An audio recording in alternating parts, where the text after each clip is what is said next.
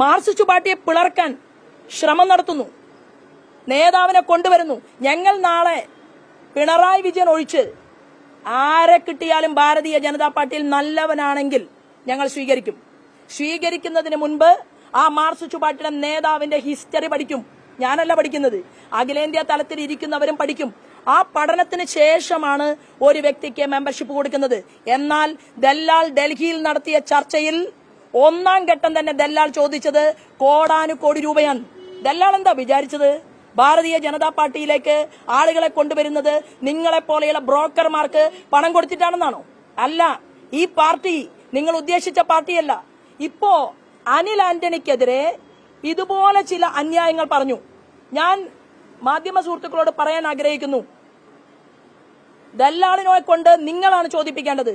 ഏത് നേതാവിനെയാണ് ദല്ലാൽ നന്ദകുമാർ ഗോവിന്ദൻ മാഷ് യാത്ര നടത്തുമ്പോ തൃശൂരില് ഗോവിന്ദൻ മാഷയുടെ യാത്ര വരുന്ന ദിവസം ശോഭാ സുരേന്ദ്രന്റെ മുറിയിൽ, എവിടെ, രാമനിലയത്തിൽ ശോഭാ സുരേന്ദ്രന്റെ പേരിൽ രജിസ്റ്റർ ബുക്കിൽ ശോഭാ സുരേന്ദ്രൻ ഒപ്പുവെച്ച് ഞാൻ അരമണിക്കൂർ ആ മുറിക്കകത്തിരുന്നപ്പോ ഏത് മാർക്സിസ്റ്റ് പാർട്ടിയുടെ നേതാവാണ് ശോഭാ സുരേന്ദ്രനെ കാണാൻ വന്നത്? ഏത് നേതാവാണ് അഖിലേന്ത്യാ തലത്തിലുള്ള എന്റെ നേതാവുമായിട്ട് സംസാരിച്ചത്? ദല്ലാൾ പറയണ്ടേ? അല്ല, ഞാനല്ല പറയേണ്ടത് മറുപടി. ഈ ദല്ലാള് പറയണം, എന്തിനാണ് രാമനിലയത്തിൽ ഗോവിന്ദൻ മാഷുടെ യാത്ര നടക്കെ മാർക്സിസ്റ്റ് പാർട്ടിയിലെ പ്രമുഖനായിട്ടുള്ള നേതാവ് ശോഭാ സുരേന്ദ്രനെ കാണാൻ രാമനിലയത്തിലെ മുറിയിൽ വന്നത്? അത് കഴിഞ്ഞ് എന്തിനാണ് ഡൽഹിയിലേക്ക് വന്നത്?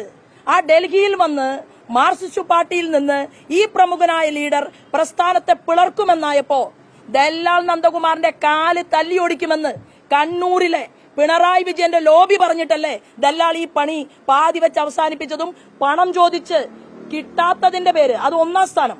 ഒന്നാമതായിട്ട് ദല്ലാളുമായി ചർച്ച നടത്തിയിരുന്നെങ്കിൽ ദല്ലാള് വിവരം അറിയുമായിരുന്നു. കാരണം ഡൽഹിയിൽ ചോദിച്ച കോടികൾക്ക് കണക്കില്ല. ഇയാൾ ഈ പണി പണ്ടും ചെയ്തിട്ടുണ്ട്. നമ്മുടെ KC വേണുഗോപാലിനെതിരെ മുമ്പൊരു സ്ത്രീ മാനനഷ്ട കേസ് കൊടുത്തിരുന്നല്ലോ, സോളാർ വിവാദം കത്തിപ്പടരുമ്പോ. ആ സോളാർ വിവാദം കത്തിപ്പടർന്ന സമയത്ത് അന്ന് മാനനഷ്ടത്തിന് വേണ്ടിയിട്ട് ശ്രമം നടത്തിയിട്ടുള്ള സ്ത്രീക്ക് കാര്യസ്ഥനായിരുന്നു ദല്ലാൽ നന്ദകുമാർ. ആ കാര്യസ്ഥൻ KC വേണുഗോപാലിന് വേണ്ടി എത്ര കോടികളാണ് ആ സ്ത്രീക്ക് കൊണ്ടുപോയി കൊടുത്തത് എന്ന് മാധ്യമ സുഹൃത്തുക്കൾ അന്വേഷിച്ചാൽ മതി. അതെനിക്ക് പറയേണ്ട കാര്യമില്ല. ഒരു കാര്യം ഞാൻ പറയാൻ ആഗ്രഹിക്കുന്നു, ഇതിന്റെ ബാക്കി നാളെ രാവിലെ ആരാധനായിട്ടുള്ള അമിത്ഷാജി വരികയാണ്. നിങ്ങളുടെ മുന്നിലാണ് ദല്ലാൽ പറഞ്ഞത് ശോഭാ സുരേന്ദ്രൻ ആരുടെ കയ്യിൽ നിന്നും പൈസ മേടിക്കാം. എന്തിനാണ് പൈസ വാങ്ങുന്നത്? എന്റെ ഭൂമി വിൽക്കാനാണ്. എഗ്രിമെന്റ് എഴുതിയില്ല, ഇയാൾ വന്നതേ ഇല്ല. ഇയാൾ ഇടയ്ക്ക് വിളിച്ച് പറയുകയാണ് എനിക്ക് എന്റെ 10 ലക്ഷം വേണം. അപ്പൊ ഞാൻ എന്താ അയാളോട് പറയുന്നത്, നിങ്ങളുടെ 10 ലക്ഷം നിങ്ങൾ ഈ ഭൂമിയാണ് വാങ്ങാനായിട്ട് തീരുമാനമെടുത്തത്. ഇയാൾ എന്നോട് പറഞ്ഞിട്ടുള്ളതും ആധാരം എഴുത്തുകാരൻ രഘു വടക്കാഞ്ചേരി, രഘുവിനെ കാറിൽ കയറ്റി കൊണ്ടുവന്നു. ഈ സ്ഥലം ഇയാൾക്ക് ഇഷ്ടപ്പെട്ടു. ഇത് നാളെ രജിസ്റ്റർ ആക്കാൻ പറ്റുമോ എന്നാണ് ചോദിച്ചത്.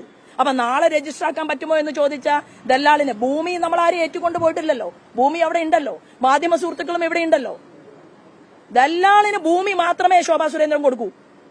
ദല്ലാൾ എന്ന് പറയുന്നവന് എനിക്കൊരു അത്യാവശ്യം വന്ന ഘട്ടത്തിൽ എന്നെ ചതിക്കാനായി എന്തെങ്കിലും പ്രവൃത്തി നടത്തി മാധ്യമ സുഹൃത്തുക്കളോടല്ല തമ്പുരാനെ അറിയിച്ചാൽ പോലും ദല്ലാൾ എന്ന് പറയുന്ന വ്യക്തിക്ക് എന്റെ ഭൂമി തന്നെ ദല്ലാൾ വാങ്ങിയിരിക്കണം.